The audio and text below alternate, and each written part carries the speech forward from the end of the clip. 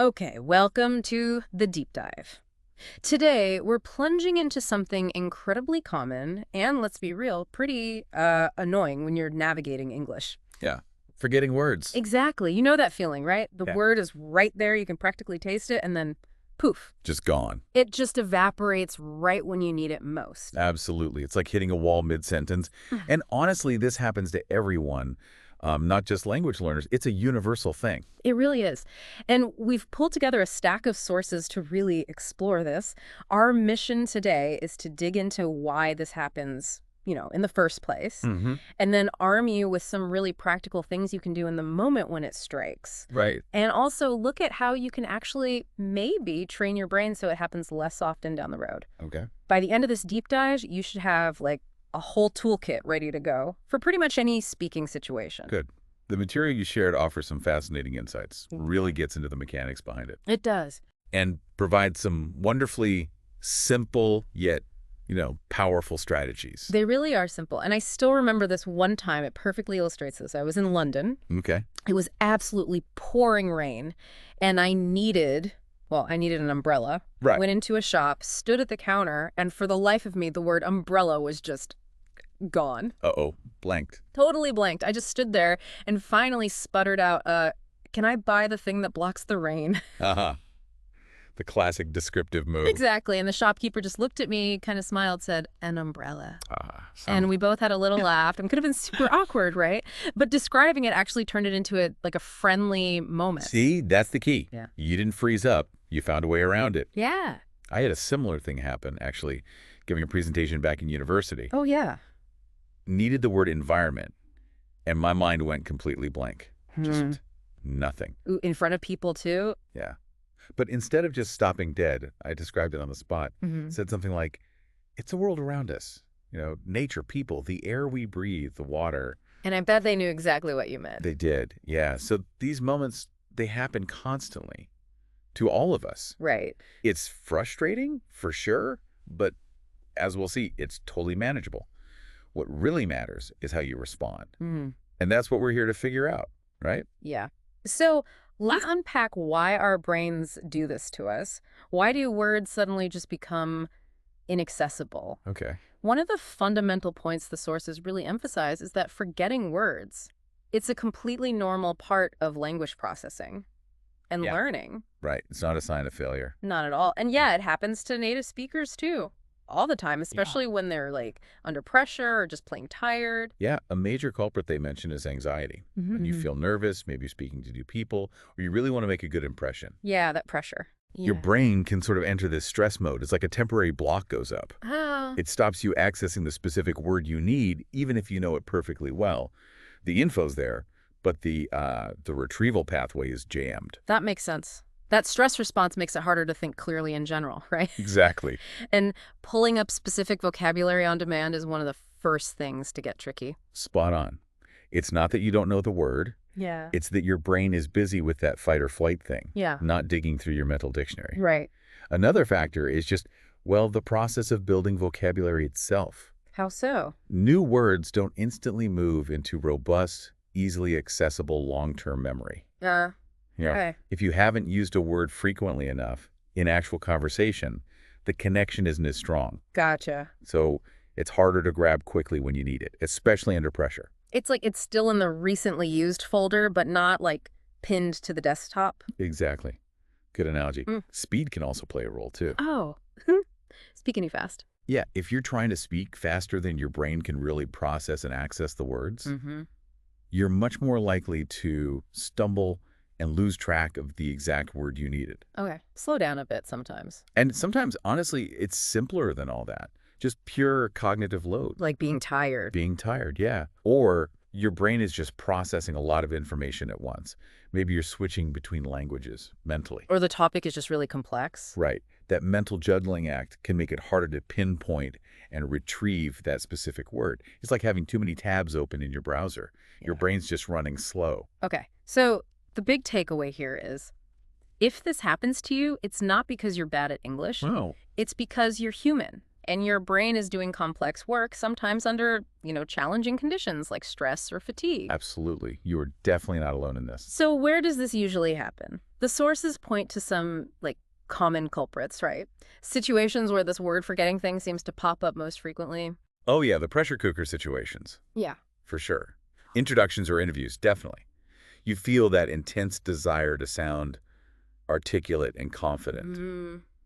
Wanting to impress. And suddenly the simplest vocabulary just deserts you. You know how to talk about your job, but in that interview moment, the words just vanish. Poof. Ugh, yeah. Phone calls too, they mentioned? Phone calls can be especially tricky, yeah. You lose all that valuable nonverbal stuff, Yeah. gestures, facial expressions. Right, all the visual clues. That help fill in the gaps. So it puts way more pressure on just the words themselves. Okay. Trying to explain anything even slightly complicated is another one. Oh, for sure. Giving directions, describing a process at work, sharing a nuanced opinion. Your brain has to manage the complex ideas and find the words quickly. It's a lot. Yeah. And let's not forget the classic classroom situation. Ah, yes. The spotlight. Teacher asks a question, you know the answer, but the second you feel all eyes on you, Yep. that little bit of nervousness can make accessing even basic vocabulary surprisingly hard. And talking to a native speaker can sometimes just amplify all of this, can it? It can. Simply because of maybe an added layer of shyness or the fear of making a mistake. It just turns the emotional volume up. Mm-hmm. And these situations, they bring with them a whole wave of emotions, don't they? Oh, yeah. The sources mention embarrassment, frustration, feeling not good enough. Nervousness, even panic sometimes.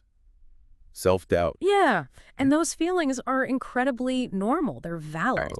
It's crucial to remember, though, that experiencing these emotions and, momentarily forgetting a word does not mean your English proficiency is low. Not at all. It means you are actively engaging with the language. You're pushing yourself. Right. And experiencing the natural challenges of learning. That's what it is. And most native speakers, honestly, are very understanding. Yeah, they really are. Yeah. Because they've faced similar moments themselves, maybe learning another language or even just fumbling for a word in their own. Yeah. They get it. Okay, so you're in the moment. The word is gone. You feel that frustration rising. What do you actually do? Right. The practical stuff. This is where the sources offer some really smart practical strategies, stuff that fluent speakers and learners alike use constantly. There are about 7 key tactics here. Okay, let's go through them. The first one is incredibly effective. Uses a similar word, a synonym. Ah. If you forget the word angry, maybe mad or upset comes to mind instead. Use it. All right. The goal is to keep the conversation flowing and convey meaning, not hunt for the one perfect word. Good enough is perfect in that moment. Makes sense. Strategy number 2. Describe the word. Which we actually demonstrated earlier with the umbrella and environment example. Exactly. Forget hospital. Say, it's the place where sick people go. Describe what it is, what it's for, what it looks like. This is such a powerful skill. Why powerful? Because it shows you can think flexibly. You can use the vocabulary you do have. And often the other person will jump in and supply the word for you anyway. That's true. Okay. And it really trains your brain to find alternative routes to express an idea. Precisely. Now, if you're face-to-face, tactic number 3 is to use gestures. Ah, body language. Yep. Forgetting the word for phone, pretend to hold one to your ear. Show, don't just tell. Or try to tell. Body language is a huge part of communication and can completely bridge the gap when a word is missing. Adds so much context. Okay, number 4 is simple, and native speakers do it constantly. Pause and use fillers. Like, or Yeah, or let me think, or what's the word? These little phrases buy your brain a precious second or two to retrieve the word. And it doesn't sound weird. Not at all. It's natural conversational behavior, much better than just freezing in silence. It shows you're still thinking, still engaged. Okay. Strategy 5. Ask for help. Just ask. Yeah. Don't see it as a weakness. Ask the other person, what's the word for? Or how do you say that? Most people are happy to help. And it can turn a moment of difficulty into a friendly mini lesson. Shows you're proactive and actually learning. Okay, I like that. This next one feels really key. Keep going with confidence. Strategy 6. It's about your mindset, yeah. The sources are clear. Avoid saying things like, sorry, my English is bad. Right. Don't apologize for learning. Exactly. Instead, take a breath, maybe smile, focus on what you can say, describe the word, use a synonym, use a gesture, or just move on. Don't dwell on it. Right. The goal is not to fixate on the missing word, but to continue the communication. That reframing is so powerful. Yeah, it really is. And the seventh strategy is a bit counterintuitive, but I like it. Practice forgetting on purpose. Yes. Pick a word you know, then actively try not to use it, and instead practice describing it or finding synonyms for It it. sounds weird, but it's brilliant. It's like strength training for those difficult moments. Exactly. It builds the muscle memory for those alternative strategies before you're under pressure. Okay, so let's recap those 7 tools for the moment. Use synonyms. Describe the word. Use gestures. Pause and use fillers. Ask for help. Keep your confidence up. And practice forgetting. Got it. Those are your 7 key tools. All right, so we have the tools for when it happens, but how do you actually train your brain so this doesn't happen as much in the future? Yeah, the proactive stuff. It's about building those retrieval pathways, right? And feeling more confident, generally. Exactly. And the sources suggest some really smart and actually kind of fun practice methods. Oh, yeah. Like what? One is super simple. Just describe random objects around you. Okay. Grab 5 things: your mug, a pen, a picture frame, whatever, and describe each one without using its name. So for the pen, it's something I write with. For the mug, it holds hot liquid. Precisely. This forces your brain to bypass the specific noun and rely on descriptive language. Which is exactly the skill you need when you forget a word. Bingo. Yeah. It builds that flexible thinking muscle. Another method is role-playing different situations. Like pretending. Yeah. Choose a scenario: ordering food, asking for directions, talking about your weekend, and just practice talking through it. Out loud, ideally. And if you forget a word during the role play? Perfect. That's your low-stakes chance to practice one of those 7 strategies we just discussed. Okay. It's like rehearsal for the real thing. Exactly. The sources also recommend listening and repeating. How does that help with forgetting words? Find short pieces of audio dialogues, short podcasts, pause after a sentence, and repeat it out loud. Try to match the rhythm and tone. Okay. It's not just about pronunciation. It builds confidence and helps your mouth and brain get more comfortable producing language smoothly and quickly. It builds that muscle memory for speech flow. Got it. Word association is another great technique they mention. Yeah, pick a word, like, Travel. okay, travel. And quickly list 3 to 5 related words like plane, passport, adventure, map. How does that help? It helps build a network of connected words in your brain. So if you can't access one word, maybe another related one in that network pops up instead. Which could lead you to the right idea or even the right word eventually. Exactly. It strengthens the connections. Okay. And finally, recording yourself talking. That sounds a bit intimidating. It could feel weird at first. Yeah. But choose a simple topic, talk for just a minute, and hit record. And if I get stuck? Don't stop. That's the key. Describe, gesture if you were doing it live. Just keep going. Then listen back later. Why listen back? Because it's powerful. Yeah. You see how you actually handled those moments of difficulty. It builds confidence when you realize you didn't just stop, you found a way through it. You see your own progress. Okay, that makes sense. The crucial point from the sources here, it seems, is that practice isn't about achieving perfection where you never forget a word. Not at all. That's unrealistic. It's about getting comfortable with the imperfection, right? And training yourself to navigate those moments smoothly when they happen. Yes, that flexibility, that ability to keep going, that's what true fluency feels like. It's not about never stumbling. Right. As we start to wrap up this deep dive, let's really try and internalize the core message from the sources. Okay. And that is, it is absolutely okay and completely normal to forget words. 100%. It happens to everyone. Think about how often native English speakers say things like, oh, what's that thing called? Or I'm totally blanking right now. All the time. Forgetting a word in the moment doesn't mean your English is fundamentally flawed or bad. No. It just means you're a human brain doing the complex work of accessing and producing language. Yeah. Often under challenging conditions like pressure or fatigue, you are doing the work of learning. That's it.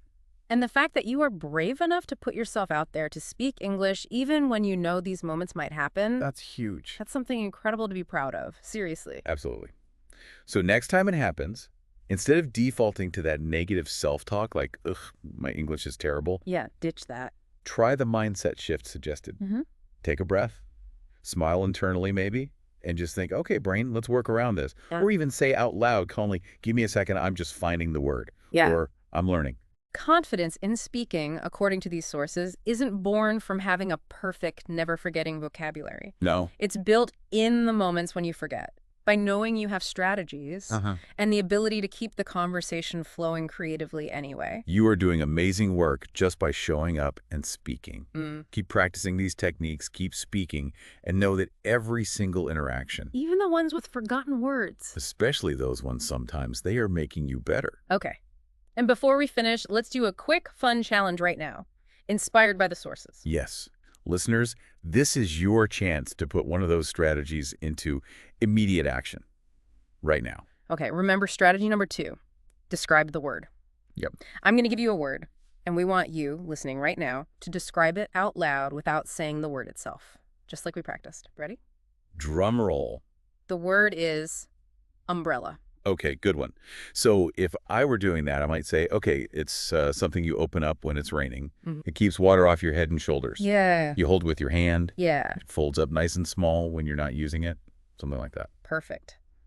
Okay, now it's your turn, listener. Right now, pause this deep dive if you need a moment, and describe umbrella out loud. Use your own words. Go. Don't be shy. Maybe even record yourself on your phone doing it. These small challenges, they really build your speaking muscles in real time. Totally. And make the process more active and fun. Exactly. All right, we've covered a lot in this deep dive. We've looked at why forgetting happens, the brain stuff, the stress, the learning process, and really validated those feelings, that frustration that comes with it. Yeah, it's okay to feel that way. We've armed you with 7 practical strategies for the moment it strikes. Your toolkit. And we've explored fun, smart ways to practice proactively so it happens less often. Remember, forgetting a word is never, ever a sign of failure. Never. It means you're actively learning. And learning is messy sometimes. It's supposed to involve moments of struggle. That's completely okay. You are absolutely not alone in this. Every language learner, every fluent speaker experiences those pauses, those blanks, those moments fumbling for a word. It's part of the shared human experience of communication. Yeah. It really is. So keep speaking, keep practicing, and don't fear the moments where words disappear. See them as opportunities. Yeah, opportunities to practice your strategies and build your confidence. As the sources beautifully put it, those moments are your teachers. Love that. And here's the final thought we want to leave you with today.